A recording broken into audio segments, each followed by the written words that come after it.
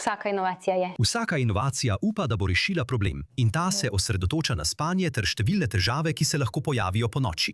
Na primer, spalna apneja. Za pravilno analizo motenj spanja morajo pacienti običajno priti v specializirane centre za spanje, kot je ta tukaj v bolnišnici Ichilov v Tel Avivu. Analiziranje vašega spanja v realnem času. To je cilj teh senzorjev, ki jih trenutno nameščajo name tukaj v tem laboratoriju za spanje v bolnišnici v Tel Avivu. Ko je vse povezano, pacient leže in poskuša zaspati, medtem ko senzori spremljajo možgansko aktivnost, srčni utrip, vzorce dihanja in še več, preden lahko zdravniki postavijo diagnozo. Kot lahko vidite, je to precej dolg in zapleten postopek. Danes so pacienti v centrih za spanje po vsem svetu med temi testi priključeni na ducate senzorjev. To je zapleten postopek in tudi drag, saj stane med 1.000 in 10.000 dolarji, odvisno od bolnišnice.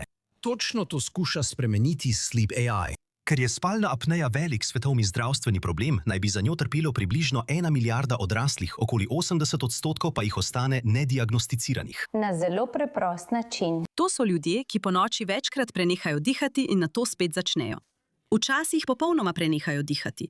Njihova raven kisika se znatno zniža, kar obremeni srce in lahko sčasoma privede do srčno-žilnih bolezni. Te prekinitve lahko trajajo do 30 sekund, naenkrat včasih se pojavijo 15krat ali več v eni sami noči, kar predstavlja resno zdravstveno tveganje za bolnike.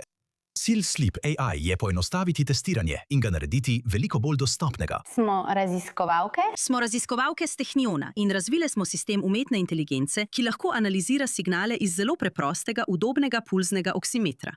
Naša tehnologija te signale pretvori v jasne, uporabne rezultate, ki jih lahko zdravnice uporabijo za diagnosticiranje in zdravljenje pacientk. Izvajamo diagnostiko spanja, sestavimo celotno arhitekturo spanja in celo zagotovimo kazalnike kardiovaskularnega tveganja, da lahko zdravnice skozi čas bolje spremljajo pacientke. Za preverjanje zanesljivosti sistema se Sleep AI trenutno testira na pacientkah v centru za spanje.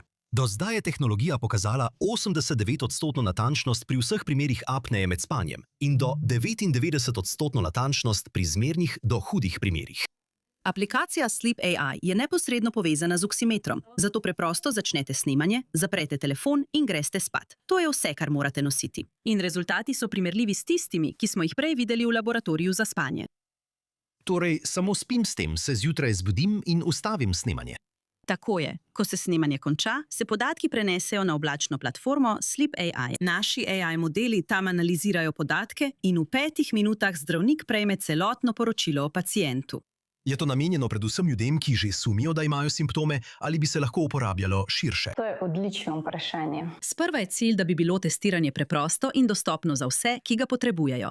Glede na resne zaplete, ki jih lahko povzroči spalna apneja, pa si želimo, da bi sčasoma to testiranje postalo rutinski klinični postopek. Na primer, bolnike, ki gredo na operacijo v splošni anesteziji, bi morali v skladu s trenutnimi priporočili presajati glede spalne apneje. V resnici pa se to pogosto ne zgodi. Ta postopek bi lahko pomagal prepoznati bolnike, ki sploh ne vedo, da imajo morda spalno apnejo. Torej, je to res medicinsko? Ni tako kot moja pametna ura, ki mi pove, ali sem dobro spal ali ne. Točno tako. Torej ne govorimo o splošnem počutju. Tukaj ne govorimo o wellnessu. Naprave za dobro počutje se lahko uporabljajo doma brez medicinskega nadzora. Mi pa zagotavljamo medicinsko preverjene rezultate, ki se uporabljajo v sodelovanju z zdravnikom. Diagnozo še vedno postavi zdravnik, pri čemer mu pomaga zelo podrobno poročilo Sleep AI. Zdravljenje pa določi zdravnik. In zdravljenje določi zdravnik. Naslednji korak za Sleep AI je pridobitev mednarodnih regulatornih odobritev in na koncu pocenitev testiranja na spalno apnejo, večja dostopnost ter morda nekega dne celo popolno kritje strani zdravstvenih zavarovalnic.